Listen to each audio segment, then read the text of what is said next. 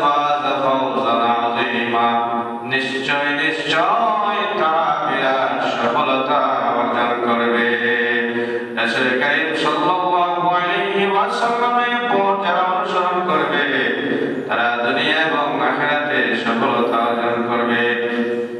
আল্লাহ রাব্বুল আলামিন বলেন, ইয়া আইয়ুহাল্লাযীনা আমানু তাকুল্লাহা ওয়া কুলু কাওলান সাদীদা। হে ইমানদার বান্দাগণ, আমানু তাকুল্লাহ, তোমরা আল্লাহকে ভয় করো, ওয়া কুলু কাওলান সাদীদা, এবং তোমরা সত্য কথা বলো, তোমরা ন্যায় ইনসাফের কথা বলো।